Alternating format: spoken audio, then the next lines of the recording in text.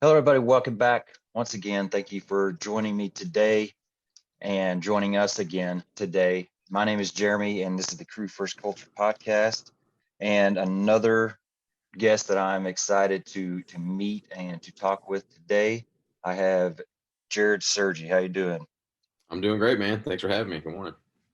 No problem. I'm excited. I've been looking forward to meeting you because, like I told you before we pushed record, I've gotten to know quite a few people that I look up to and that I have kind of become friends with, and several of them have brought up your name as far as friendship wise and as far as you being a mentor to them and being an inspiration to them. So I was like, well, if the people I'm looking up to look up to this guy, this is probably somebody I need to get a hold of and try to talk with. So I appreciate your time and look forward to getting to know you some. Awesome. Yeah, same here. I appreciate it. So, like I talked to you before we started, and like I've done with some other guests, you have been on a lot of podcasts, and so that being the case, I don't want to necessarily just try to spend the whole time with you saying the same things as you do. So I will lead kind of anybody listening to a few of the ones that I have heard that I've really enjoyed, that also kind of dig into your your younger years, your military experience, and kind of what brought you to the fire service. And so some of those, definitely some of my favorites are Fit to Fight Fire podcast, Journeyman Fire podcast, Multiple Calls podcast, Weekly Scrap, and the Behind the Shield podcast. Hmm. And like I said, I've really enjoyed those, and kind of like I do with everybody, I listen to them and try to pick some things that maybe you just kind of glanced on and that I would like to dig further into. So, Yeah, without me saying anything else further, how about you introduce yourself a little bit and we'll get going? sure. Yeah. So, like I said, my name's Jarrod. I'm a captain out here in Norfolk, Virginia, which is right in the Mid Atlantic on the East Coast. Huge military town. That's how I ended up over here. I got stationed here and then transitioned to the fire department. So, I'm coming up. 2021 will be my 16th year in the fire department, and and that's it. I'm assigned to an engine company. I'm an engine company captain. I'm stationed downtown with an awesome crew, and we have an absolute blast. Um, Other than work, I'm married. I got two boys. They're here actually at my house right now with their two cousins, just running around, going crazy in and out of the house. But two boys, 7 and 4, and and that's me. Awesome. Last week I had the honor of talking with Chief Frank Scuso, and that was Oh yeah. a lot of the conversation because, like a lot of people nowadays, your house is full of kids during the week, Yep. and so Yep. that has been an adjustment for sure. And he helped me kind of realize that just go with it. If That's right. if they come in and interrupt, okay, that's life. Oh But yeah, I can't tell you how many times I've been doing something like this, and like, my son will like he sees what I'm doing, he like creeps up from the little side, and he's like little popping up around my cameo. shoulder. Yeah, yeah, and it's funny. Yeah, I get a kick out of it. no problem. So I guess where I would like to start is something I've found really interesting, and I've heard you kind of address the same as far as your story.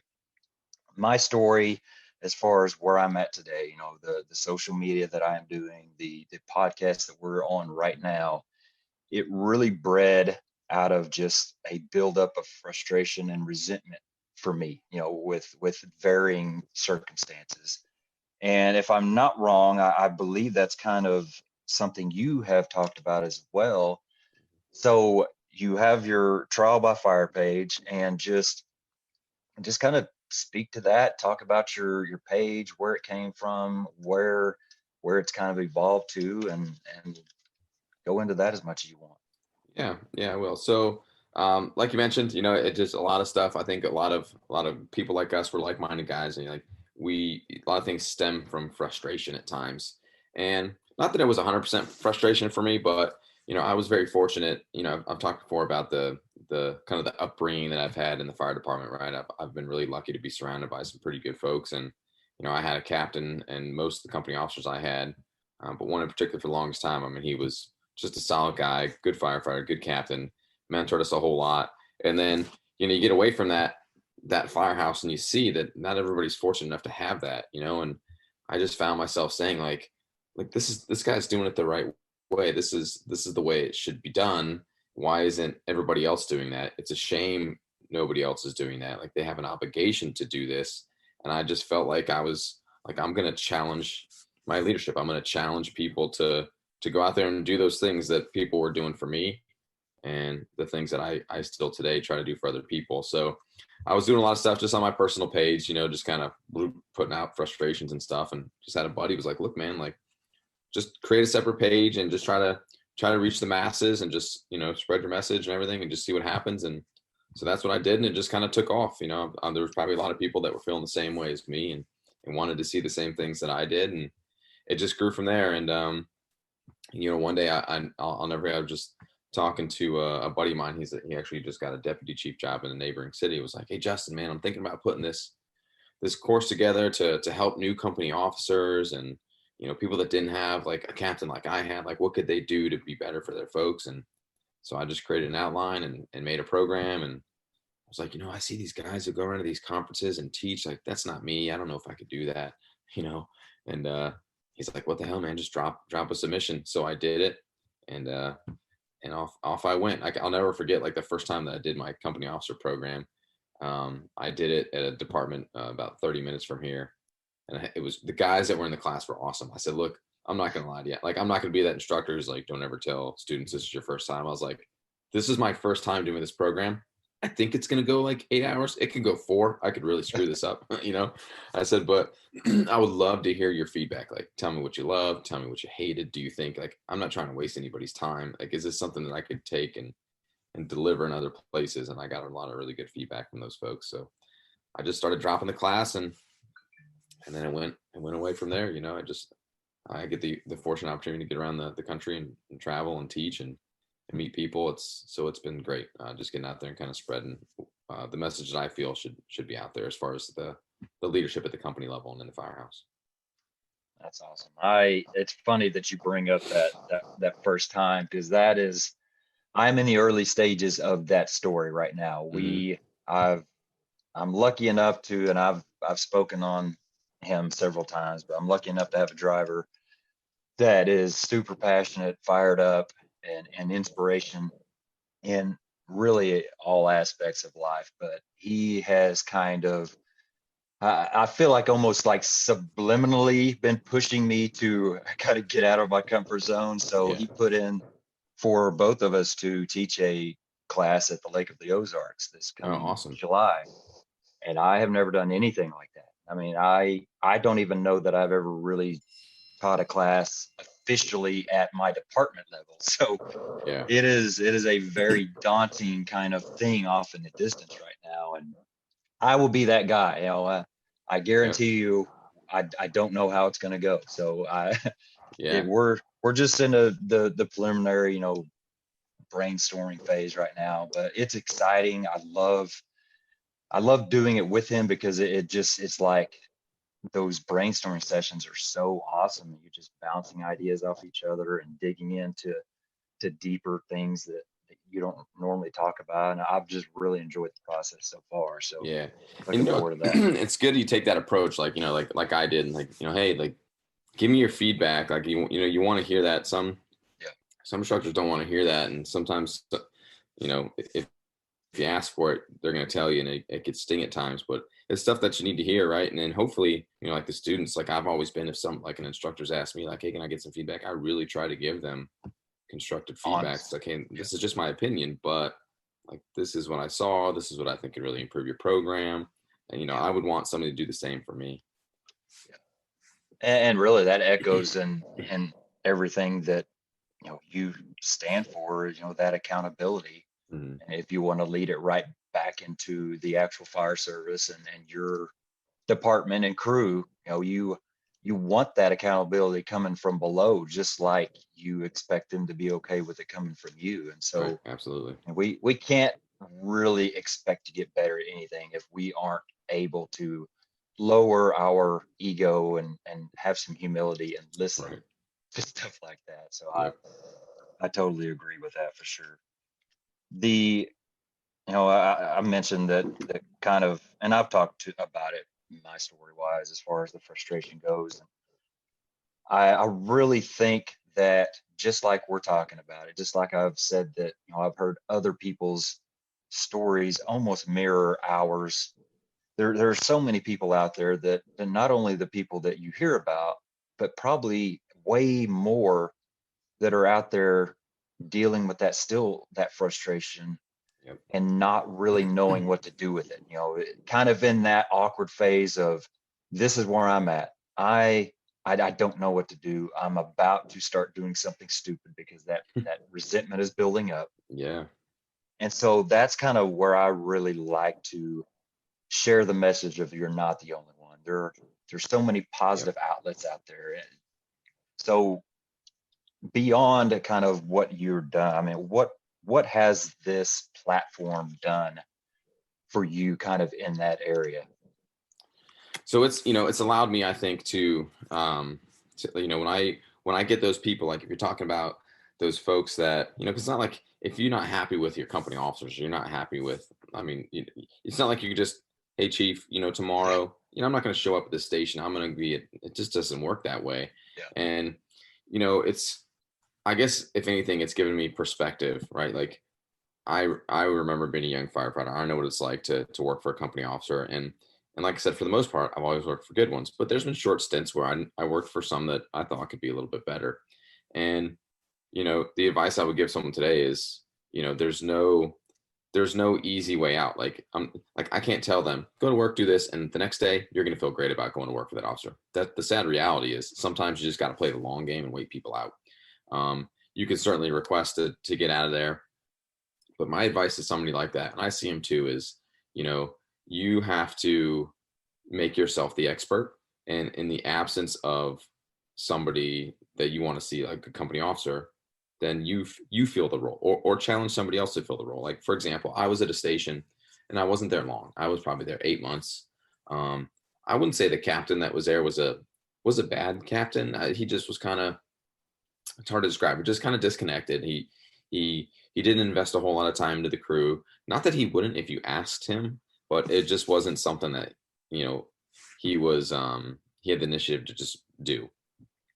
And so I had a captain that had that mindset. I had a crew that had some deficiencies. I had some stuff that I wanted to work on myself. And so it's like, what's stopping us? What's stopping us from, like, we can continue to say like, oh, this is a terrible captain, he doesn't do this, he doesn't take us out to train. But it's like, what can you do within your little circle of opportunity at that station? Like, could we take the truck around back and pull lines? Could we pull the ladder around back and throw ladders, even with the captain laying in the bunker room? Like, could we still go out and do all this stuff in the absence of that good leadership? And most times the answer is yes. And unfortunately, in some places, I found the answer is still no.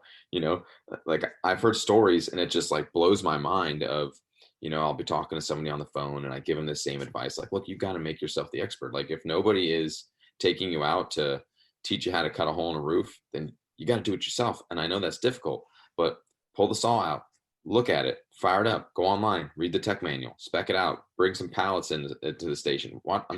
The information that's out there right now with social media and YouTube and training, it's hard to make excuses on, I can't make myself better.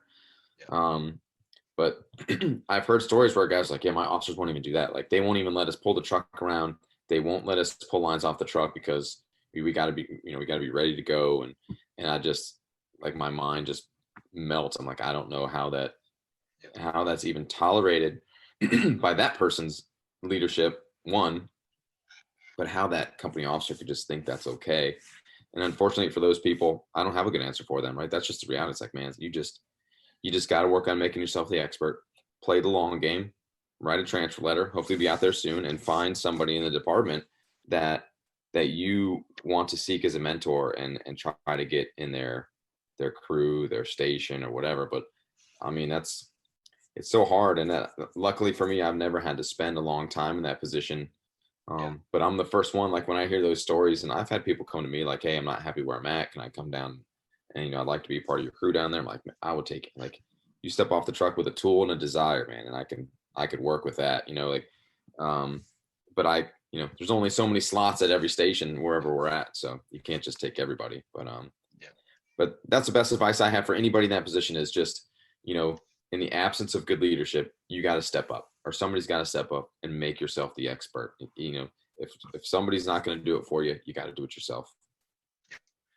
Yeah, and that's that. You ended that kind of conversation right there with where I was going to go. And I know we haven't mentioned it yet, but you do have a great book out. I'm not done with it yet, but working my way probably about 2/3 of the way through, and that's No Nonsense Leadership. And that was, I was going to have to paraphrase it because I don't have it right in front of me, but that's something you say in the book, in the absence of good leadership, be it, be that person, Right. Yeah, right.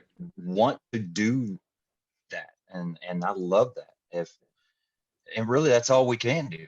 We can't make anybody above us be good officers. We can't make any below us, be motivated to do better. We just can make ourselves the best we can and hopefully inspire others around us. Yep.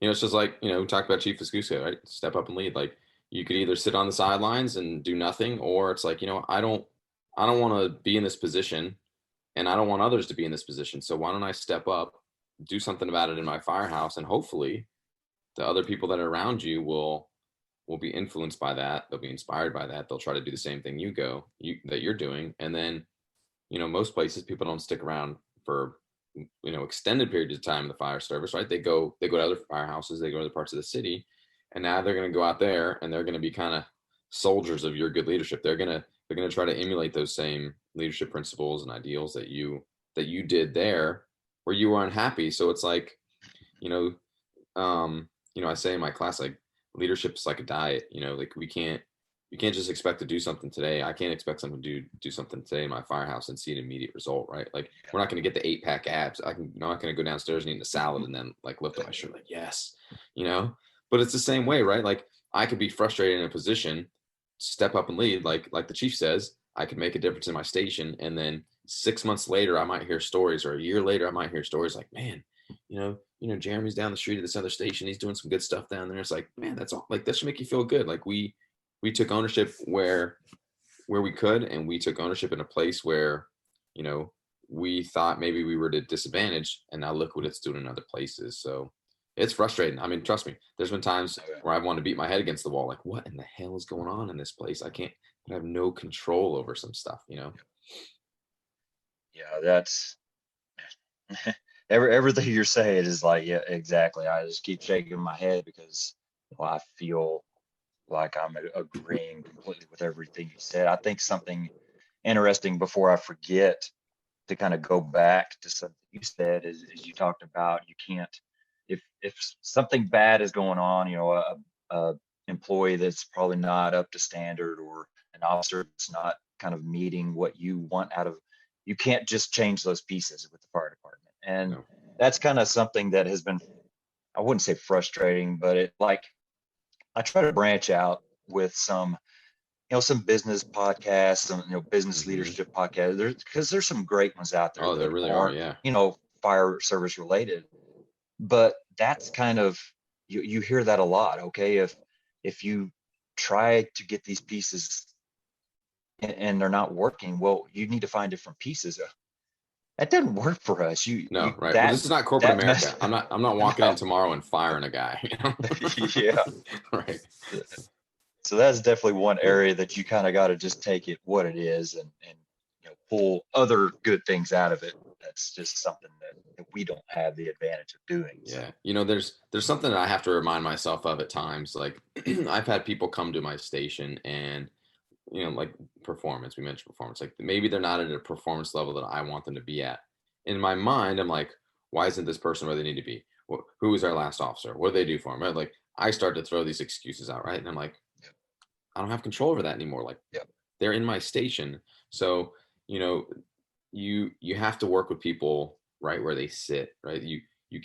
They can't show up and then there's this expectation of, well, they should just know what to do because they've been in the fire department for 5 years. That just doesn't work that way. Like, yeah, they should, but they're not. And if they're in your station, you got to work with people right where they sit, and you got to take the time to understand that, Leadership is a diet, and sometimes improving people's performance levels is similar to a diet. Like, you have to slowly chip away at it. You're not going to get a result next week. You have to understand that, you know, if they come to your station and you're frustrated with their performance, and then 2 weeks later they do something and you're frustrated with their performance, it's only been 2 weeks. Like, you have to recognize that this is going to be a long term, a couple months, 6 months, a year, and then you may surprisingly find yourself 2 years later like, oh man, it's been a couple years, and firefighter Joe is actually doing really good. And it's because you took the time to understand that everybody has a different gas pedal, everybody learns in a different way, and you just have to understand that and not get super frustrated by it.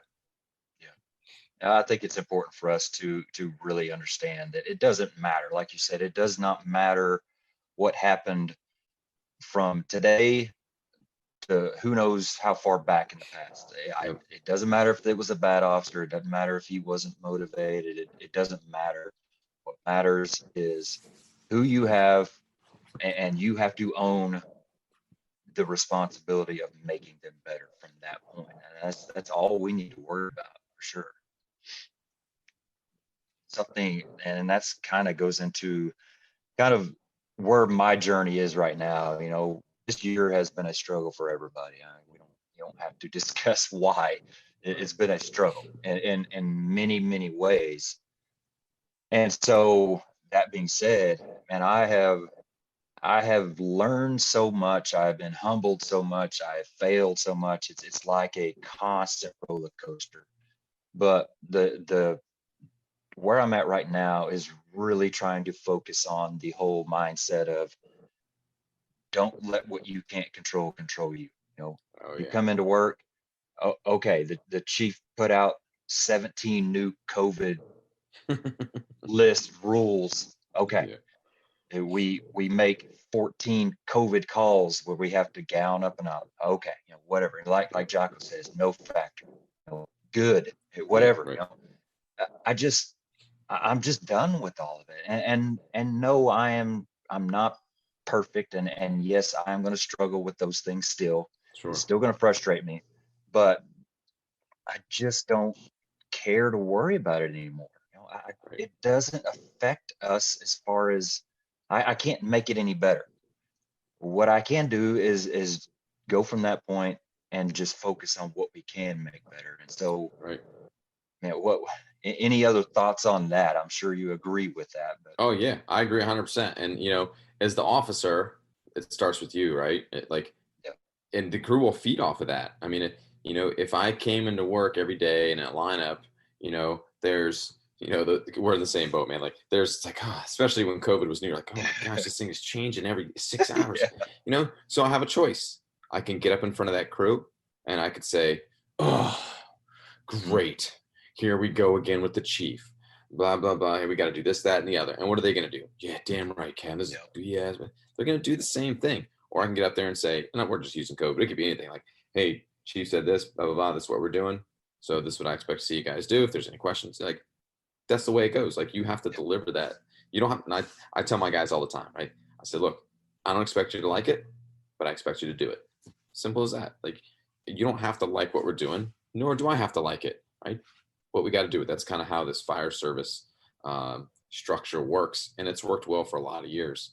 You know, so absolutely they will feed off that. So, if I'm around griping about what's going on in the other station, and they know that stuff frustrates me, like I'm a human being like anybody else.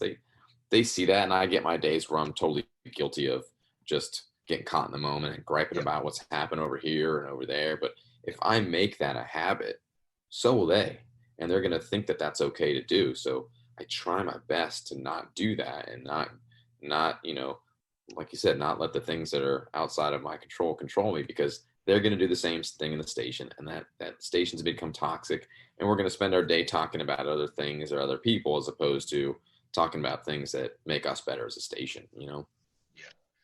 And I can't remember who I was talking with, but another episode I had a guest, and kind of this same conversation was going.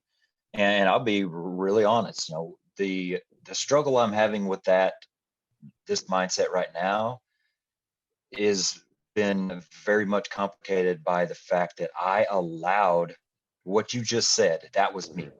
And that was during this whole, where we started this conversation, that time period that I was dealing with a lot of frustration, a lot of resentment for, lots of different reasons. And that was the environment that I wouldn't really say unknowingly because I knew it, but I created. Now, I didn't want to create that, but that's exactly what was happening. I was showing my frustration with every single thing that was going on. I Yep. was showing my irritation at every single thing, every single person above us. And man, I created a terrible environment and I had nobody to blame but myself. And now I am in a fight for my leadership life to Right. get away from that. And it's hard. And that's Oh yeah. something, to really think about for people out there that are allowing that is hopefully you will come to your senses someday. And when that comes, you are setting yourself up for a long, hard road to get back. Right. Right. Because it affects your credibility, right? It's like if you try to ask your people to do this or do all the stuff that we're talking about, and they're like, well, wait a minute, Jarrod didn't do any of that stuff. It is hard, man. And trust me, I'm not, I would be a hypocrite if I told you I didn't sit around the galley table and like totally gripe about things that I had zero control over and spin people up. Like, you know, I have, right? I think anybody listening, I would bet that the majority of people listening to this podcast have probably done the same.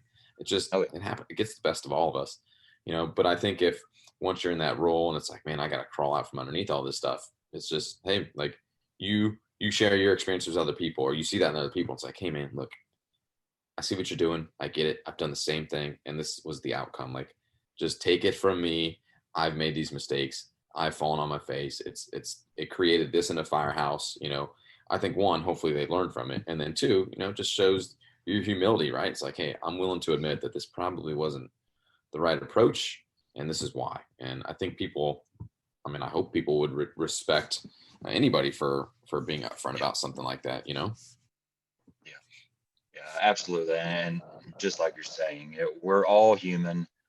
If we're a human that is doing this the majority of the time, okay, that's one side of the coin that okay, Mhm. we need to change. We need to flip that coin over. If we're the humans that are on the other side of that are trying to do good, trying to speak a message against it, that doesn't mean that we are living that message every single day, and that's okay. And, it's okay to say that. It's Yep. okay to post that on social media, and it's okay to show, hey, I want to be a positive person. I want to preach a positive message, but I fall sometimes too, Yeah, of because course. people like to hear that too. And Oh yeah, absolutely.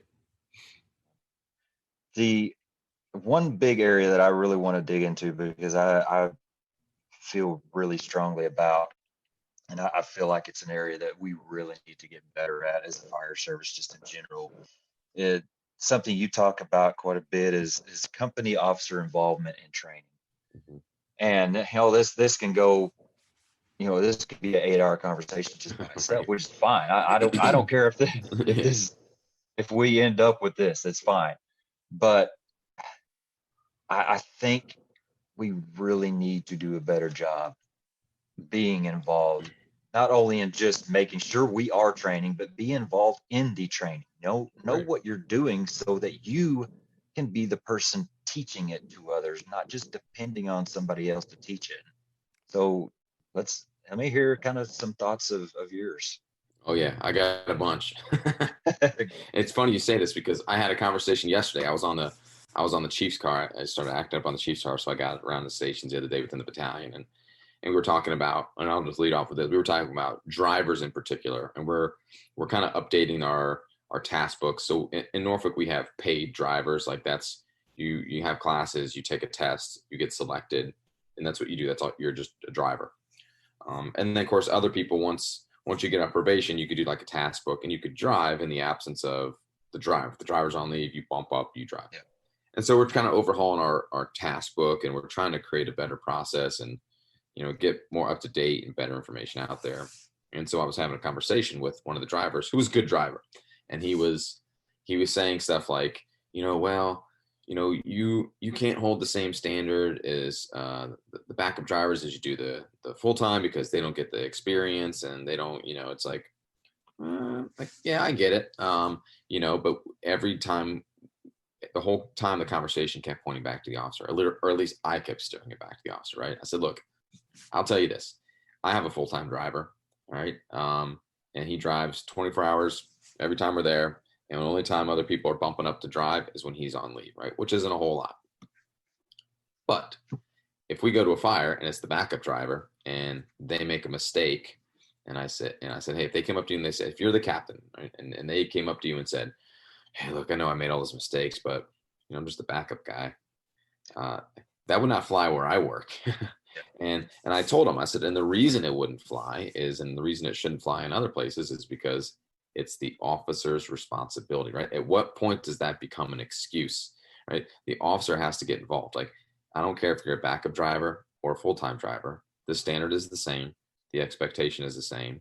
The training is the same. I provide you the same resources. So there shouldn't be any excuses. Like, I'm not going to say that there isn't a value to doing it every day. I'm not saying that whatsoever. But I can't prepare for every single incident. I can't prepare for every single experience that they might run into with troubleshooting or pump failure or whatever.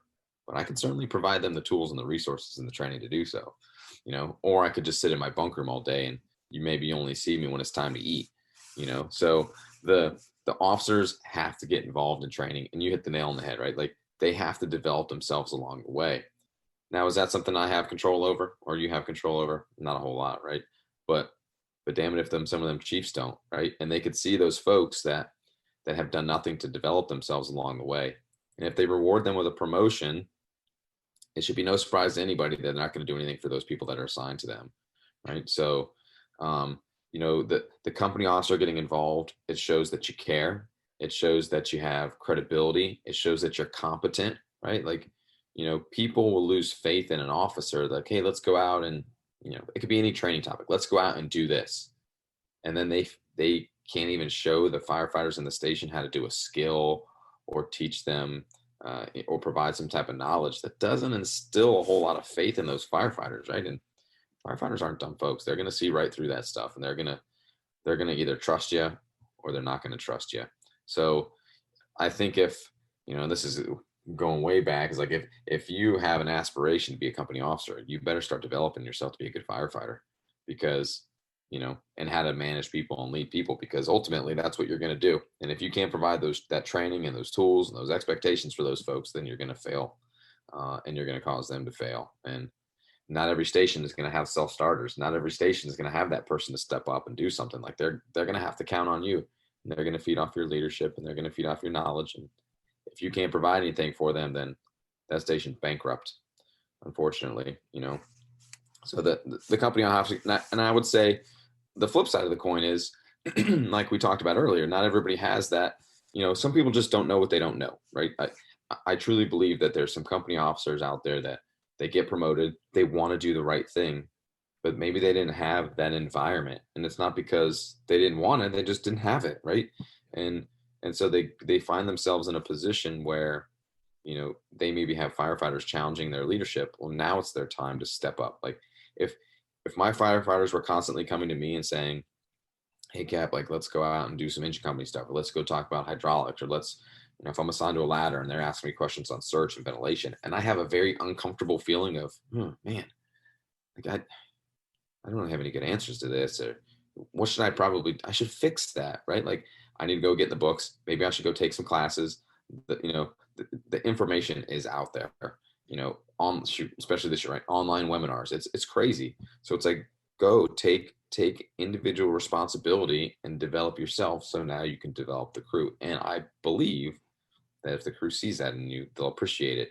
And up goes your credibility, and up goes your trust, right? Like, you're taking an active role in the development of yourself first, so you can take an active role in their development as well. So you can't just be spectators, right? We got to get out there, get involved. Don't be afraid to make mistakes. Like, it's okay to fail as the officer, right? There's no rule book that says you can't go out there and make mistakes. So if you're out there doing drills with your crew and you're afraid that, oh man, if I screw up this drill or I do this wrong, the crew's going to think anything less of me, I would think less of an officer that just sat in their office or laid in their bunk while their crew was out there drilling, as opposed to an officer that got out there, put the gear on, got dirty, sweated with us, and failed a bunch of times. Hey, Cap, wait, let's fix this. Let's figure out a way. That's how you build that credibility and develop your folks. And I like that piece of it too. I mean, you ended with that kind of that statement, and there's a lot to dig in before that, but since that's where you ended it, I like that piece of the whole conversation as far as what we gain as officers towards our crew. And it's almost like, okay, you can view it as a lose-lose. We go out there and we screw something up. It's like, what? You're an officer, you've been here 20 years and you can't even do this stuff. Mm-hmm. Or if you do it really good, it's like, okay, well, he's showing off. Well, that's one way you can view it, but really Sure. you need to view it like, okay, you go out there and do it good, and you're gonna inspire somebody else to try harder, because Mm-hmm. my officer is not going to do better than me at firefighting than Right. me as a firefighter. Or if that officer messes up, then it's like, my officer, he goes out there, he does firefighting skills, even though that's not his job, even though he messes up some, but if he's doing it and not scared to mess up, then I don't have any excuse. You know what I mean? Kind of, Right. that's a better way of viewing that. And I love that piece of it. That is probably one of the more important parts of this conversation for me, is just that example you're setting being out Absolutely. Yep. And we talk a lot about leadership, but there's got to be some followership too, right? Like, like you don't want to see your officer fall on their face, so like if you're really good at something and you see that they're not, like as a follower, you have an obligation to fill in those gaps of your leadership, right? Like if you see your company officer struggling with something, help them out. Like, we can sit around and say, man, this officer's really terrible or whatever. But the one assignment that I described to you that I was in for a short time, I had some moments like that where I felt like, man, this captain is off. I have a choice. I could do nothing to help the guy out, or I could say, hey, Captain, let me show you something. Check this out. I was watching this video. Like, I'm gonna go out back and show you this stuff and help them out. Because again, some people don't know what they don't know. You might show them something and they're like, oh, damn, like I've never seen that before. That's pretty awesome. Let's try this. And the ball gets rolling. And then you build that mutual respect, you build that trust, build that credibility. So, you have an obligation, I think, as a firefighter to help fill in the gaps. I'm not saying do their job. That's not what I'm saying at all here. They have the responsibility to do that. That's their job. That's why they were promoted. But throw them a bone every now and then. Hey, let me show you something. Let me take you out back and show you this. Yeah. With that, you've said it a couple times that you don't know what you don't know. That was kind of me as well. I'm trying to think here. I think I've been a station officer for 3 years now, almost 3 years. And up to a year and a half ago, that was me. I was the guy in your book that you talk about. We want to work for him because he takes care of his guys. But really, all he's doing is, he's got their back if something comes up, but he's not really preparing them for anything. You know what I mean? That Sure, kind yeah. of situation. And it wasn't until I got a brand new firefighter out of the academy on my crew that almost like punched me in the face to say, dude, you are responsible for this person's career. You got to step it up. Yeah. And that was the spark that started all of this. And I think sometimes that's just, people sometimes just need that spark, whatever it is. It's not that they're bad officers or bad firefighters. They have all the tools. They just need something to kind of kick them in the right direction. Mm-hmm. And so that was the starting point, and that's really started all this. And man, I take that responsibility very seriously. It's a big deal. It is a big deal, and I don't know if I mentioned it in my book. Like when we do a promotional ceremony, and I say it all the time now, like when I teach, like my deputy chief says it at every promotional ceremony.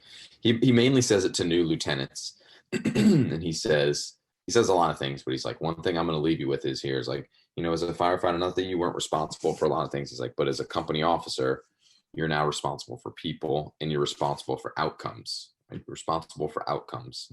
And first time I heard that, I was like, man, he's way right. Like I'm not just responsible for putting a line at the front door anymore. I'm not just responsible for getting this ladder in place the right way. Like ultimately, I guess I still am, of course, right? Um, but I'm responsible for outcomes, like not only the outcome of an incident, but the outcome of a person, an injury, a fatality, a career-ending injury. Like that's a big deal for me, and if it's not a big deal for other company officers, something's got to happen to make them realize that they are now responsible for outcomes when they go to work every day. Yeah, yeah, absolutely. That's just there are so many things about being an officer. It's hopefully there's not many people that are this way, but a lot of people just enjoy that power, enjoy that Oh yeah, sure. the place. Yep. But there are so many heavy things that you are truly responsible for, and it's crazy to think that some people take that for or take advantage of that and just Yep. take it for They granted. absolutely do. Uh, one, I don't talk a lot about chief perspective. I'm not a chief. I've never been a chief, Mhm. obviously, a battalion chief or anything like that. But I think it's worth bringing up in this conversation as well that I feel it's equally important for those battalion chiefs, especially people that are involved in crews and personally over people in suppression and that to be a part of training as well. And so Yes. there's so many things you gain out of that, just like they might be different advantages that a station officer would gain, but to not have any idea of what your crews are capable of, what they're what they're good at, what they're struggling with. I just feel like that's a bad place to put yourself and Yeah. your shift. Do you kind of feel the same way? Yeah. Absolutely. I don't think it's any different than a company officer getting involved. Now, I'm not a chief, but I can see, I try to view things through the lens of a chief at times, and I'm like, what an opportunity you have as a chief officer to get around to your stations. And if somebody has a problem throwing a ladder or putting a line in service or pumping a truck, whatever the case may be, it's not like you're going to go to that person and say, you need, like, hey, Captain, this is what I want to see. What are you working on? How are you doing anything? Like you could do the same thing to those company officers as a company officer could do to those firefighters. And, there is so much more to being a chief officer than delivering the mail. I think you can just go around and make your station visits. And, if you see more of the inboxes and outboxes than you do what the crews are doing, that's a problem, you know? And the guy that I mentioned, my captain, Brandon, for a long time, the guy I mentioned in the book, he's a chief officer now, and he's doing those same things. Like, nothing is stopping a chief. The at least where I come from, the chiefs and most battalion chiefs in departments are at the absolute linchpin of change and opportunity. That like it hinges on them, right? And if they're not out there, like if I'm pulling up the calendar, I'm like, oh, station one's doing some pump drills, station seven's doing some tech rescue stuff this afternoon, and I'm gonna pop in there instead of just, I don't know, sitting in my office and I don't know. I don't know what they do, but let me get out and go out and do it. And, I'm certainly not marginalizing the job of a chief, but I have a small snippet of what they do just because I act up on the car, and I'm like, man, what an opportunity these folks have. And some do a really good job. I'm not, if it Yeah. sounds like I'm dooming Oh, and glooming these chiefs, there are fantastic ones out there. yeah. In fact, we had a chief, we just lost him. He went up to an admin position. The guy was a rock star, and he's that guy. He's great attitude, approachable, shows up in training, cares about training, was a good captain, was a good firefighter, so I had that luxury of having that type of chief, and people feed off of it, just like they feed off you as the captain, they feed off that chief. And it's like, man, this is a great chief to have. We trust him. He's out there. He's seeing what we're doing. He knows what we're capable of. So the chiefs absolutely have to get involved. And, I don't know, in some organizations, I feel like when people make chief, it's like they get that SCBA off their back and they feel like they've reached this finish line where it's like, I don't have to get involved in the companies anymore. It's like, no, no, no, no, no. Yeah, you still do. You got to know what's going on with your crews. Yeah, and absolutely. And I don't, I I don't feel like you are thinking this, but I don't bring this up 2-point fingers, or No. down the battalion chiefs of America. But I mean, that I truly completely agree with you. I feel like it is a parallel comparison to what we are responsible for Hmm. with our crew. I mean, they truly can build trust and build respect, and there's so much to build by having those people out there. And yeah, put a pack on them. I, I don't even want to get into it, because these podcasts are such a delicate balance. Yeah, they are. You Yeah. you don't want to Yeah. ever say things that incriminate you. Yeah. Right. But I can't tell you the last time I have seen a chief of any level with a air pack on. Hmm. I don't even know that I can remember one in full gear that maybe just wasn't because it was cold outside. You know what I mean? And Yep. again, we're not down and you know we're not down anybody. We're just pointing out that these are areas that we need to get better. Right. And really, before I became an officer, I started creating kind of my vision, and I wasn't even really intending it to be that way, but that's my mind just started creating kind of the vision and the culture that I would like to have one day. And I think that's kind of where I'm at right now. I have no interest in becoming a battalion chief right Hmm. now, none. But it's not stopping my mind from already kind of working in the realm of, if that was me, what I would like to do, or what I Right. feel like, you know what I mean? Yeah, absolutely. Yep. I think the same way. And we're doing a Chiefs process starting in February, and I'm not doing it. Not that I don't ever want. Yeah, I'm not ready personally. I don't feel like I'm ready to be a battalion chief. I just started acting on the Chiefs car. Like I'm a total rookie at it. I have a lot to learn. There's no way I am professionally ready to do that. To me, I take that responsibility very seriously. Like, to me, that's a big deal, and I don't know how people. I mean, there's people promoting battalion chief that they struggled as firefighters, and it's like again, the development thing is not there, and it's like, oh, I don't know if they just want to get that SCBA off their back or what it is, but I'm not there yet. Like, I like being able to create a culture in a station, and I think a chief could do that too.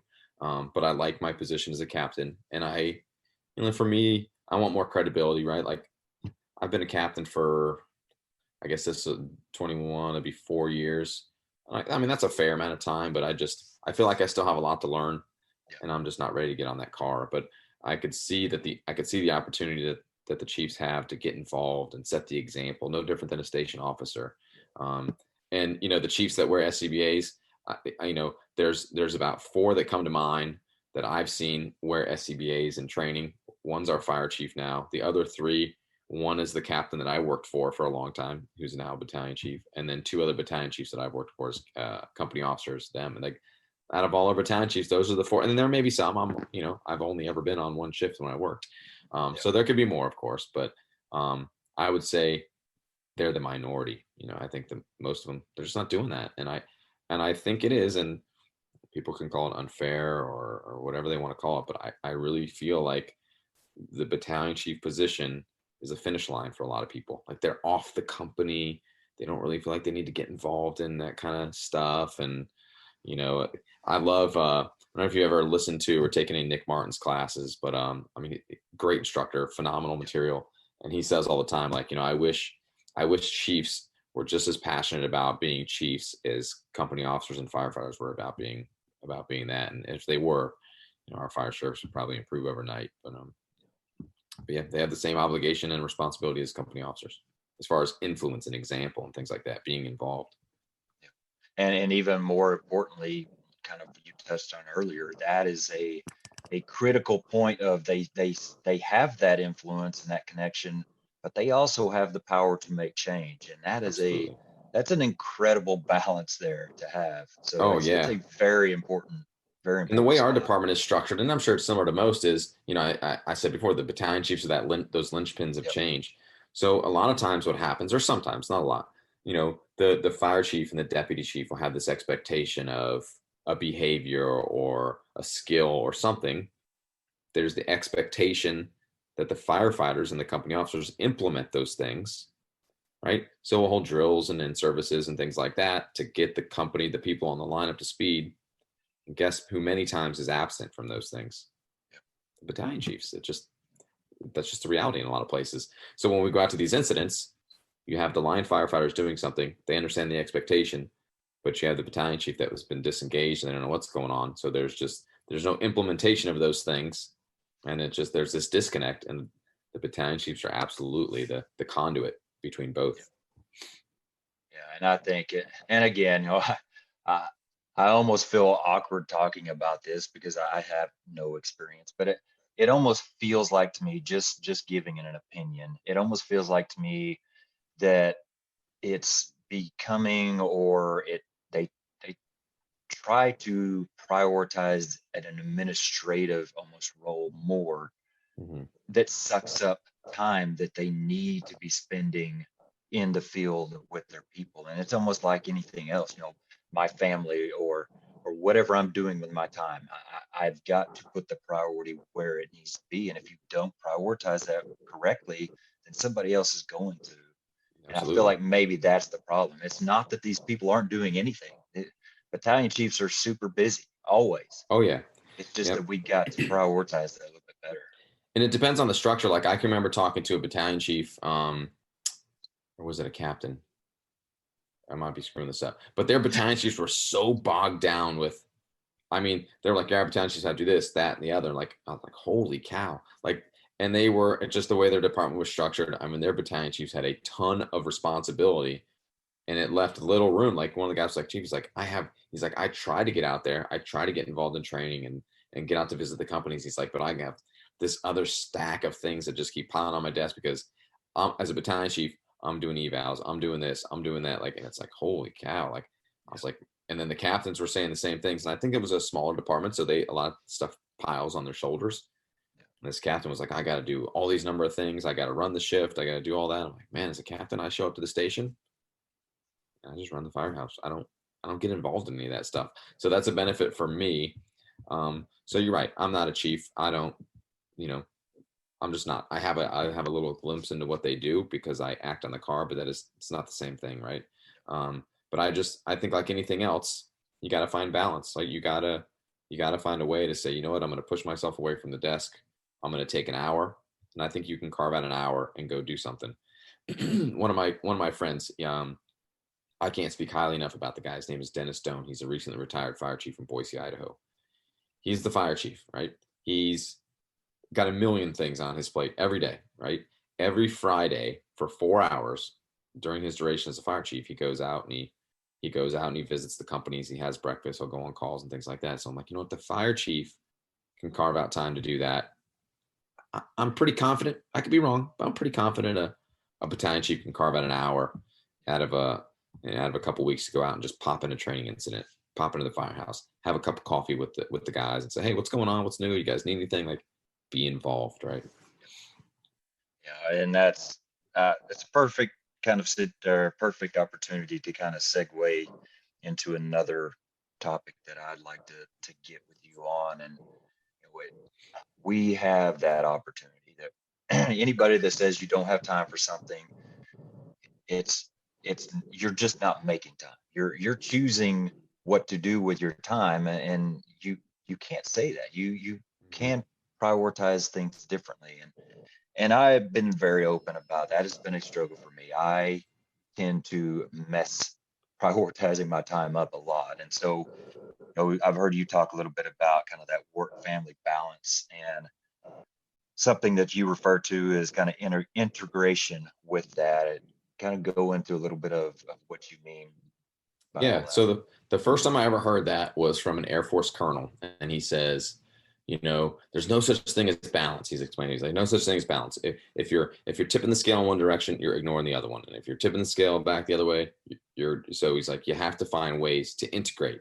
And in the fire service, that means involving your spouse in what goes on in the firehouse, getting if you travel and you teach, like for me, there's been plenty of times where it's like, oh, I'm going to San Diego to teach at firehouse or whatever. And it's like, well, let me take my wife with me, like show her what this is all about, let her know like what I'm always geeking out about, and show her the conference hall. And I mean, my wife has sat through some of my lectures, so she sees kind of where my passion comes from and why I do what I do. So I think that's what's important when it comes to that work life, balance, if you will, is the key to, I think, a healthy balance is that integration, right? Like how can I weave my family into my work, and how can I weave my work into my family, and other times you got to know when to just kick that stuff away. Like I'm not always the best at it, but I try to not and I try to not bring my work home. When I come home, I'm off, right?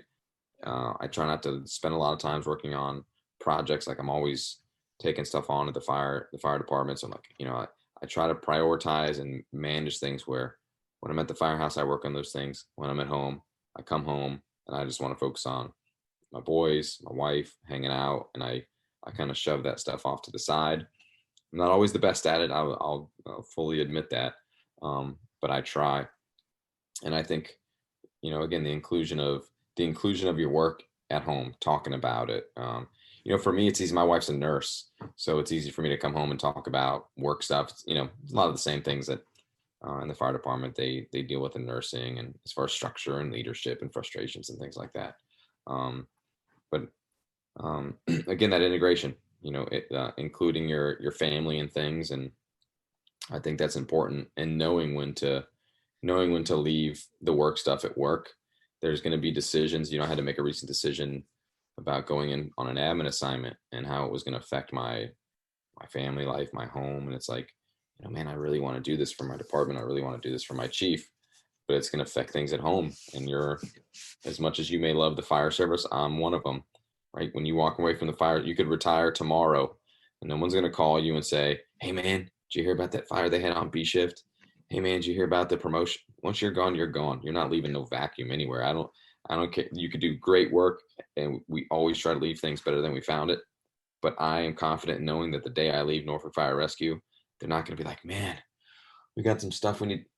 Should we call Jarrod? But it doesn't work that way, So put your family first, right? In the decisions that you make, you got to put your family first. Whether that's assignment you're doing at work, whether it's something long term. Your family's always going to be there. The fire department is not. And I'm not saying don't dedicate yourself 100% to your work. We want to see that out of people, but don't forget you know, don't forget your family. Your family comes first no matter what. Yeah.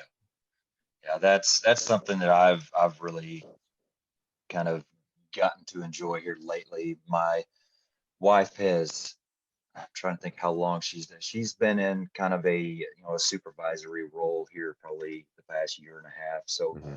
kind of along the same lines of time that I have been going through all of this journey, this experience for myself. She has been, in that transition as well. And some of the kind of, I don't know, coolest, I guess I would say, conversations we've had are been about leadership. And it's Yeah. almost weird. I don't know why it's weird, but having a leadership conversation with your wife, it just doesn't seem like that's just the normal thing. But Right. No, I get it. if you're both in those roles, if you both enjoy what you're doing, why not? Why not have those conversations? Mm-hmm. My wife's a nurse too. I think it seems like 80% of firefighters are married are married Yeah. to nurses. Yeah. The other But 20 are yeah, teachers, I think. yeah, yeah. But yeah, that has been a good chance to do exactly what you're saying. Yeah. Right. Enjoy my time with family and still, you know, kind of bring in that fire service as well. And so that's been a good time for us, I would Yeah. say. And I think, I try to at least once a year, we try to, my wife and I, like we totally disconnect, right? Like we go off the grid, like we go out and we get a cabin in the mountains. Like I don't look at my phone. It's like there's no service. I love it. So it's like Yeah. for a week, I'm off the grid. I'm not doing anything work related. It's just 100% focused on my kids, my wife, my family, going out and doing stuff. And I just think that is healthy to not only, not only for your relationship and your marriage and your kids and everything else, but for your work in general. Cause like you're able to pump the brakes and you're able to hit the reset button and you're able to disconnect. I think you got to have that, man. Like I think people that get too focused in on work, work, work, work, work, and they can't hit that pause button, they start to see problems at home, and and they struggle at home with their spouse and their kids, and there's relationship problems. And those relationship problems come into the firehouse.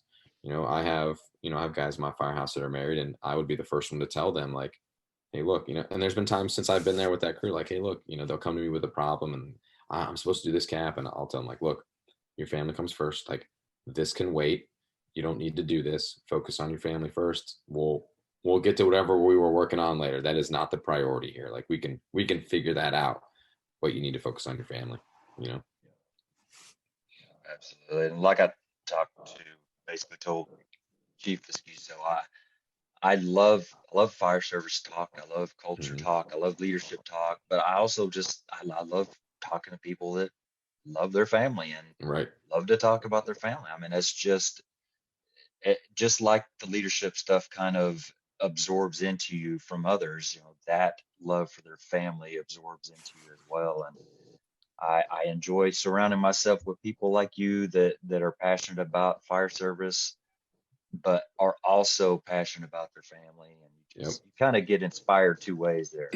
Oh, absolutely. It gets, traveling around to conference and stuff. I don't know if you've taken anything with Jonas Smith. He says, show me your family and I'll show you your success. Right. So, you know, on the surface, we may see somebody, it's like, man, they're going around the country, they're teaching fire service stuff. They're like, they're doing great things. But show me your family. Like, if that isn't in order, then not that the other stuff isn't good for you, but it's just that something's off in your universe, and it's got to get right. You know, the family has to be squared away first. It's great to be out and traveling. I could be in California or Florida or out teaching in Indianapolis, and like there's guys in the car FaceTiming their kids and their wife, and it's like that's what you want to see. You want to see that they still have that connection, and that's what's important to them. Yeah, absolutely. So I'll take this chance to kind of take a step to the side and kind of get into a few things that I would like to ask you as far as the book, if that's all right. Okay, sure. And and like I said earlier, I'm not done with it yet, but I've definitely pulled a lot out of it. I've enjoyed this book. It's especially the past couple chapters I've read. I needed to hear. There's some areas that I am definitely weak at, so they've been helpful to me. And I guess trying to look at my notes here real quick. So really something that I liked is and I'll just read it out of the book so I'm not paraphrasing, but it says this leadership journey is a constant learning process for me. I succeed, I fail, I regret decisions at times, but I stand behind most. And that's kind of, I said it earlier. I feel like that's the life I'm living right now, man. I gain a little confidence and feel like, okay, I made a good step here for a day or a week or a month, and then boom, I get punched right in the face. Right. That the humility comes in because I failed, and I'm not doing this or I'm not doing that, and it's just constant. And is has that been basically your journey throughout your time as an officer? Would you would say?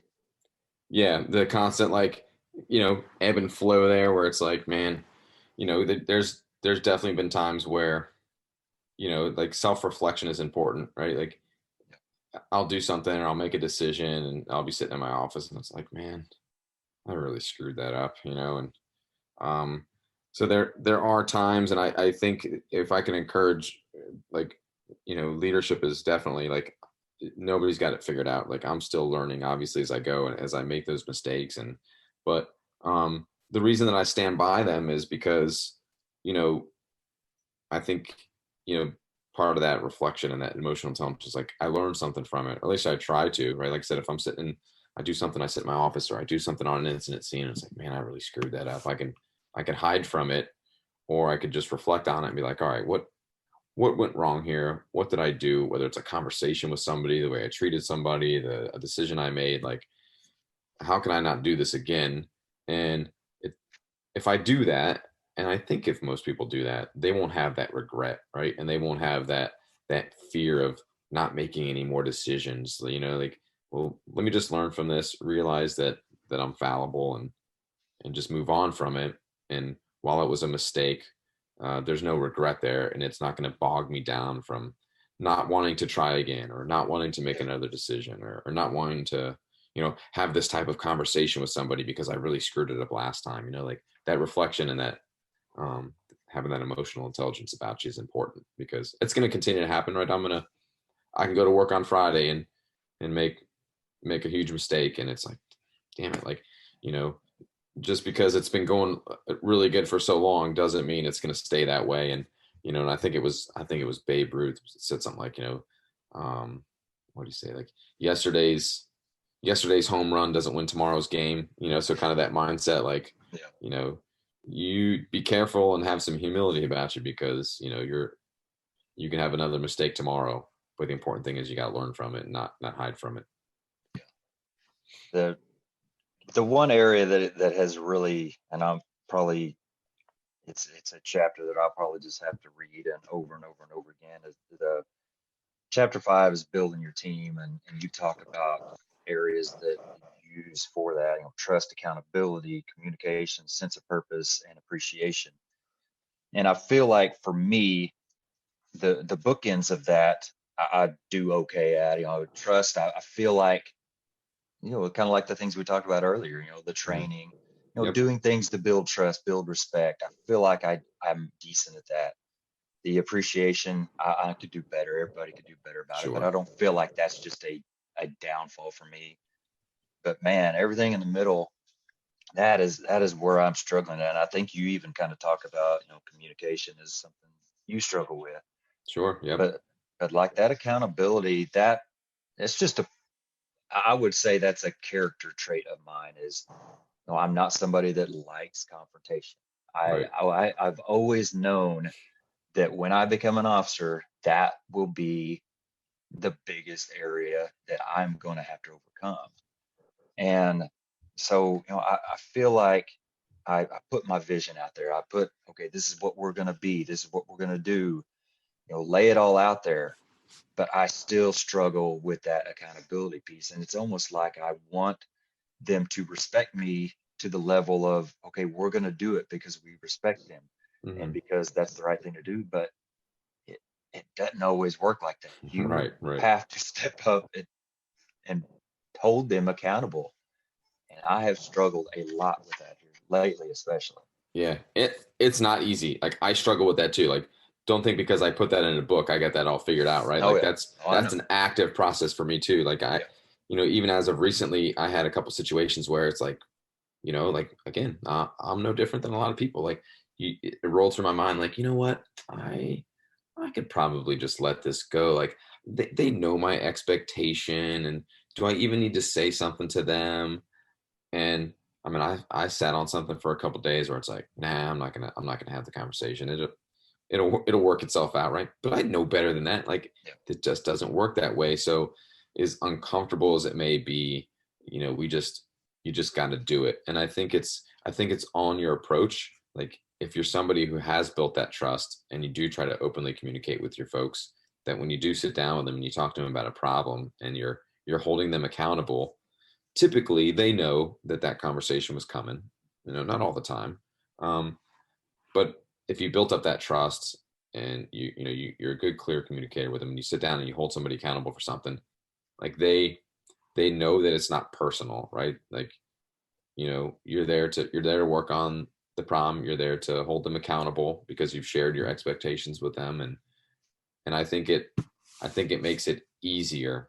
um, it's certainly not going to be any less uncomfortable at times. Like, it's still sometimes awkward to have those conversations, but I think they're necessary, because the alternative is no accountability, right? And then that's not good for the station either. But those conversations are certainly not easy, and holding people accountable is difficult.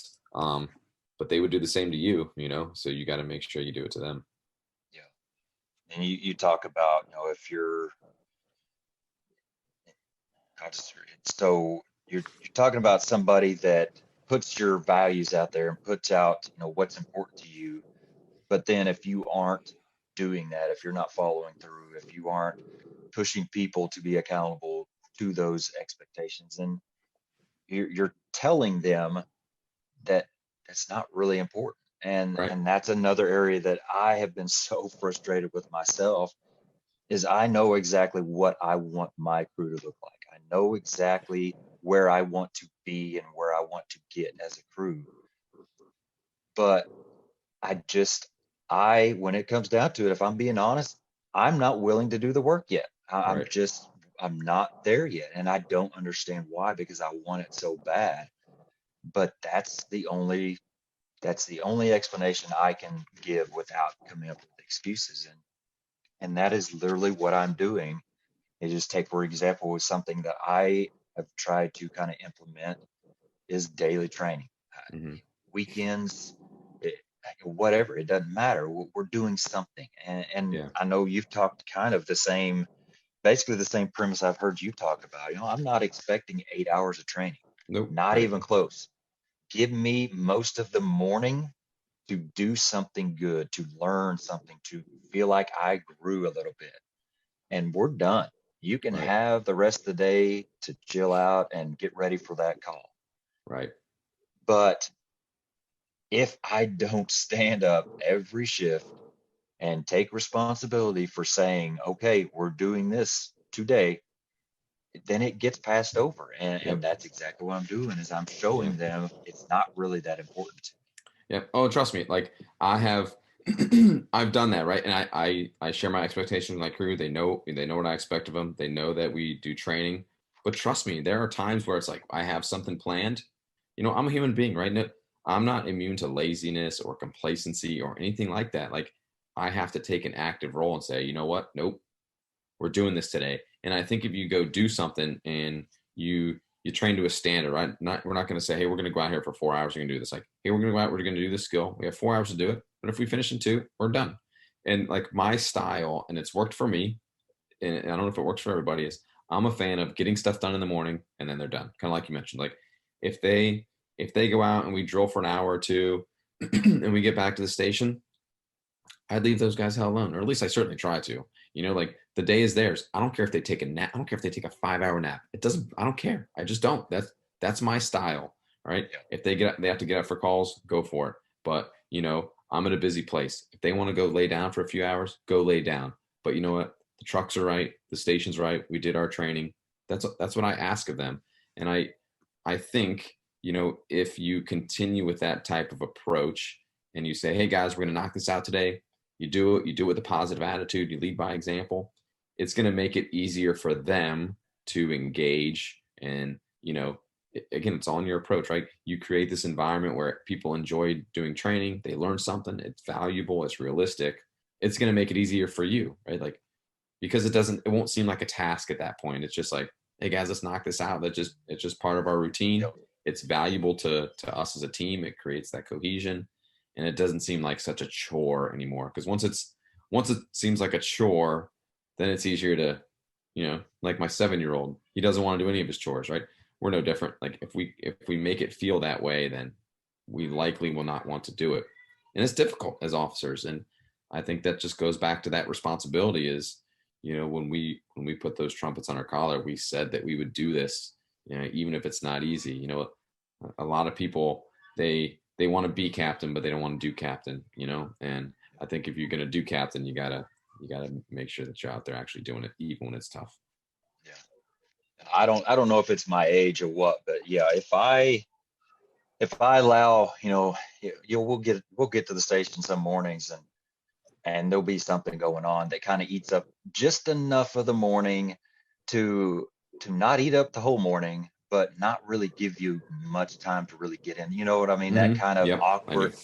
If if I go into that and say, all right, let's just take a lunch, get a little rest a little bit, and we'll get to it afterwards. Man, that is a freaking struggle to go from resting Absolutely and, is. and eating lunch, getting some motivation to get back into it. I'm sure there are a lot of people out there that need to hear this. If you struggle with that, knock it out in the morning because that is the Yep. best chance to do it. It happens to me too. Like I said, I'm no different than anybody else listening to this podcast, right? Like that typically what happens when that happens, like I'll have this grand plan, like this is gonna work out great, and then just it doesn't Yeah. work. And then they eat lunch, typically they like to relax, and it's like, man, do I have a decision to make? Do I uproot them and go out and do this? Sometimes we do. It depends. If it's a priority for me, then we're going to do it. Or I just ask myself, you know what? Can I kick this to tomorrow? And it's really not a big deal in the grand scheme of things, right? Like, we didn't do any training today, but is it necessary? You know, is it, if it's necessary and it's a priority, maybe because there was something on an incident or there was a performance problem somewhere. Yep, we're doing it. Like, I don't care if we have to wait till 5 o'clock. We have to get this done. But if it's something that can wait and it's not a priority, and it's going to, you know, you have to feel the pulse of that crew, right? And you're going to know, like, if you get the feeling that, like, they're not going to take anything away from it because of the timing, for me, I will likely just push it off. Some things I won't. Again, it just depends on the circumstances. It depends on the background of why we're doing the training. If it's just simply, hey, we haven't looked at the apartment load in a while, we're going to knock it out this morning, calls, interrupted, whatever stuff comes up, and it's the afternoon and we had a busy morning, and they're like, oh, time to relax. It's like, you go, you know, you like open the door to the day room, and they're all just sitting there relaxed. And it's like, all right, guys, we're going to, at that moment, it's like, you have to make a decision as an officer, right? Do I uproot them from their comfy recliners and take them downstairs and do some training for a couple hours? Sometimes the answer is yes, but you have to know that it all goes back to being involved and knowing that crew. And if you set those expectations early with them, and you do take them out there and you peel them off the sofas, I don't think they're going to disrespect you for it. I think they're going to understand, because that's what you believe in and that's what you expect of them. But again, we talk about work, family life balance. There's got to be that healthy balance in the station too, right? There's plenty of times where, you know, some people in my department, they think I'm like the boogeyman when it comes to training, but there's been plenty of times when, you know, we don't do anything in the station because, like, we just get beat up on calls. I look back at stuff and I'm like, man, we've done stuff every day for the last 4 or 5 shifts, and it's been a busy cycle. I'll come in the next day and just, I won't tell them like, hey, holiday routine, you guys just do whatever you want, but I won't schedule anything, right? I'll leave them alone that day. They just essentially do whatever they want. They still have that mission first mindset, right? Like, they're focused on what they need to be doing, and stuff kind of comes up ad hoc. But I try to find that balance in the station too. It's important for firefighters to have downtime. You know, you have to find balance in your approach. You know, the people that go to fire alarms and they're stretched on every call, like medical call. If I stretched on every medical call, I went to those guys to stretch those 15, 16 times a day sometimes. I'm not doing that stuff. Like, it's got to be local, and you got to know and feel the crew out, because you can turn them the opposite direction, and you won't get anything out of them if you approach it the wrong way. Yeah, absolutely. That is something that I really think is a focus with every piece of life, is that balance. Mm-hmm.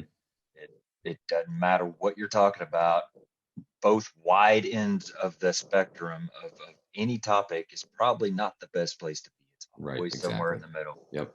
And I've learned that the hard way. All right. Yeah. Oh yeah. Oh yeah. You know, I'm just not pulling out of thin air. Like, I've been that guy who has pushed people, and then, you know, I've had somebody come up to me and be like, hey, Lou, you know, the guys, they could probably use, you know, let's just give them a day off today. Like, they could use it. I'm like, oh wow, like, I don't, like, let's do it. Like, Lou, just trust me. Like, just, they're still going to do good things for you, but just give them the day. Like, I have to listen to that. Got it. You know, so again, it's all about that balance. And I think maybe that's kind of part of the fight I am dealing with right now, of kind of what I talked about earlier, is, you know, this is something new. You know, daily training is not the culture of my department. Far from Right. it. Mm-hmm. So I am doing something that has, quite honestly, has been really frowned upon by anybody that's ever done it in the past. You know, Sure. It just doesn't happen. And so I try to kind of keep that in mind, and try to maybe slowly work it in. And it's like, okay, how do I do this appropriately? You know, what's too much? What's not enough? You know, what is showing that it's a priority, but still not, it's okay to have off days. It's Yeah. like, gosh, I mean, it's It's not easy, so is it? Yeah. touchy. No, no. And one thing that helps me too is I'll put it back on them, like we'll have lineup and I'll go around and say, hey, look, over the next couple months, I'm going to try to put some training together for everybody, but I want your input. Like, is there something you could be really good at it? You could feel like you need some improvement on it. Like, I want a topic from everybody. Just, you don't have to give it to me right now, but just think about it over the next couple days and then bring it to me. And then that's the training that you do and you involve those people, and now it's a collective. Like, it's not just me saying you're going to do the training. It's something that, that Chris said he wanted to do or Matt said he wanted to do. And so we do it again for the team, but it's like, this is not coming directly from me. Like, you may be choreographing the whole thing, but it was their idea, and it includes them and it involves them. And, and there's nothing better than like having a training opportunity or like doing some training and then going out and seeing the immediate benefit of it, because that is a win for you as an officer. I've had that a couple times where I've seen some reservation, like, hey, Cap, why are we doing this? And I'll never forget this one guy. Like, we're stretching lines off the truck, and I'm like, this is how I expect a line to be. Now I was uncoupling to the door, and he was just like doing the zipper, like back and forth, stretching the line. And I'm like, look, I'm not going to say that's not going to get the job done, but this is what I expect. This is what I want to see. This is what I want. So he does it. We clear up. We go in service. An hour later, we go to a fire, and it was a fatality fire.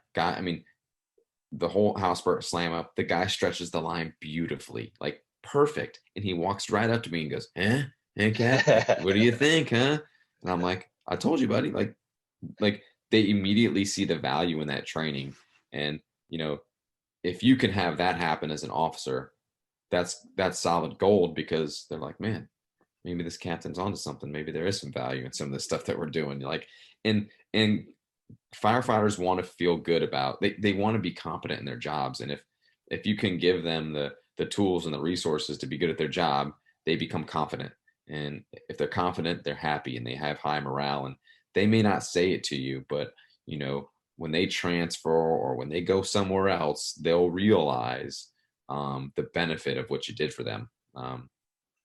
They may not see it right then, they may not voice it, but I guarantee you, when they go somewhere else and they don't do any of that stuff and they're helping other people, it's going to be like, oh man, maybe that guy was onto something over there. Like, we had a good thing. We were doing some good stuff, and there's value in it. Yeah. Something you mentioned just in that discussion is getting the input of your people, and getting their ideas of what they wanted. Man, I've had a few times where some of my firefighters have kind of created a small class, or brought up discussions, and man, I love that. And that kind of Absolutely. goes back into your appreciation. I want to make sure they know I appreciate that, because that's a big deal. It's Of it's course. hard being the person to come up with these ideas, or the plan every single day. It's Yep. so nice to have help with that. Yeah, absolutely, man. I try to bounce it off them, because I tell my folks, like, if you're going to think you're going to come to work and get everything you need from me, like, you're wrong. One, you got to go out, take other classes, listen to other people, but I need your input too. This is how we all get better. Yeah, I'm trying to look at the time here. Want to be respectful of your time. I think probably kind of wrap it up here a little bit, but Mhm. I'll end it with this, and I think it's my favorite quote of the book so far that I've seen. Is, you say, unit cohesion is the ultimate killer of low morale, and I think that's awesome. And yeah, I couldn't agree more. I love that comment. Is that something that just kind of came to you? How did that come about? So that Air Force colonel I was talking about, I was actually doing my EFO program up at Emmitsburg, and he was talking a lot about unit cohesion and morale. And, you know, I just essentially, crammed into a couple, that sentence, what he was explaining. And he went on to talk about the problems that can come into a small team and the morale problems and symptoms of bad morale. And then he got into how to fix it. And these are the steps that you need to do to create unit cohesion. And I'm like, it's just as simple as that. It's like, unit cohesion crushes, like, it's the ultimate antidote for low morale. And like, I've seen that in the firehouse. Like, we were talking about earlier about just people sitting around and griping at the galley table and things that they can't control. That's a symptom, right? And typically the disease is the unit cohesion. And, again, it starts with the officer. And I'll leave you with this little example. Like, we had a pay problem in our department that I mentioned when I talk about this, and it was the talk of the town for probably a few months. Like, people weren't getting paid; they were like way overpaid, not paid at all. It was just a mess, right? And it was just all anybody ever talked about, and it was a problem. I'm not going to say it was, right, but I had a problem. I didn't get paid one check, and they messed it all up. But when I came to work and I stood there in front of the lineup, what did I not do? I didn't sit there and gripe about the pay problem, right? It was just, I rolled on. Like, there were people in my firehouse that had pay problems. They knew I was going to take care of it, but I wasn't all day like, can you believe the city manager? Can you believe pay? Like, we didn't make a day of it. We talked about doing our jobs, right? We just talked about trying to be good firefighters, and it kept them focused on that cohesion. And I think if you keep people focused on that cohesion, that other stuff just kind of trickles away, right? They shift their focus onto what they need to be doing, and that's ultimately what you want to achieve as an officer, with all the stuff that we talked about, right? The being involved in training, the trust, the communication, that stuff builds cohesion and family and all that. And when a problem like anything creeps in, like, you know I'll give you one more. We had our long process for a fire chief, and like, our union, God bless them, I'm a union guy, like, they were, like, griping about the city manager needs to make a decision, and they need to let us know, like, this affects morale, like, in the fire department with not having a chief. And I'm thinking to myself, like, does it? Like, not at my level. Like, I told the guys, like, one day I literally said to them, they were talking about not having a fire chief. I said, let me ask you a quick question, guys. Like, if they don't pick a fire chief for the next year, how does that affect us right here in this firehouse? Yeah. Well, it doesn't, right? It doesn't. We can come to work. We focus on being good firefighters, right? Like, swinging axes and setting halogens, stretching lines, doing good searches, providing good EMS care. Like, it doesn't affect us. Like, let's focus on what we need to do. Like, let's focus on our cohesion. The fire chief thing will take care of itself. But don't get bogged down in those weeds of things, again, that we have no control over, right? Because we start doing that, and down goes morale and down goes cohesion. And as the officer, you're the one who's gotta keep them on track. Yeah, and that's exactly where I want to be, right there in that mindset of that's the focus, trying to build that unit cohesion, trying to battle that never ending, low morale, bad attitude, all that is just, it's always there. You just got to find ways to keep fighting it. And I totally agree. That is the absolute best way to do it, is have a strong team. So Yep, that's, absolutely. I think that is a great place to tie it up for now. I've got several notes. I hope that someday I'll get you back on and we can dig more into some of that other stuff as well. Yeah, But man, I'd love to. Let's do it. really enjoyed kind of where this whole thing went. And so I, I appreciate it. I learned a Yeah, lot from absolutely. you Thanks for today. having me. I enjoyed doing it. It was a good one. So we talked about your trial by fire page. Let everybody out there know kind of what you have going. You got classes. We talked about the book, Mm-hmm. whatever you want to kind of put out there and how they can get a hold of you. Yep. So some stuff coming up as far as the classes. I'm hoping that, like a lot of other people, things start to go back to a sense of normal.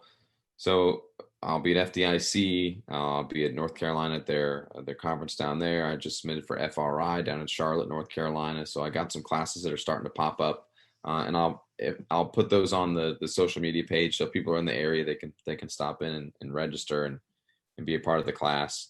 But everything's right there on the Facebook page for Trial by Fire. As far as the book, you can grab it off Amazon. What I'll say, there's departments that want to buy a bunch, and I have no Amazon people are listening. But if you want to buy a lot, don't buy them on Amazon. Just email me directly, and I can get you a bunch and save you a bunch of money. But that's the easiest. If you're gonna get a book or two, Amazon's the way to go. But if you're gonna buy a good handful, just email me directly, and we'll work it out from there. That's it, man. Sounds good. And I appreciate, I like saying this to people like you that have been doing this for a while. I appreciate you for what you've done to the fire service. I love meeting people that are making things better and fighting the fight. So thank you for that. Absolutely. And Thank you. again, thank you for your time and look forward to what is going to be coming from you in the future. All right. Well, thanks for having me, brother. I'll talk to you soon. See ya. Thank you once again for spending some time with us today. I really appreciate you tuning in. I hope that you enjoyed the show and gained a little knowledge, a little growth, grabbed a few takeaways, and hopefully it'll carry you into the rest of the week and look forward to seeing you again. Wanted to take a short amount of time to thank my podcast sponsor, Wood's Forcible Entry Door Kit. It's a great product. I love it. I own one myself. We use it all the time at the firehouse that I'm at and just really love it. Great tool for training, great tool for exercise and working out. And I've said it before, this is a group of guys that are doing great things for the fire service and just a good, solid group of guys. So I'm very appreciative for being a part of that team. So thank you to them. Please go check them out. And as always, if you don't mind, share, like, subscribe, download, whatever it is on whatever platform that you're listening to. If you enjoy what you're hearing and appreciate the content and the guests, I would really appreciate taking a little bit of time and doing that for me, just to kind of helps the visibility of the show and just helps me, to be honest, know that I'm doing the right thing and headed the right direction. So thank you very much for everything you do and sharing the show and just helping me get my message out. So thank you. Hope you have a great week. Look forward to having you on back again. And until then, stay safe, take care of each other.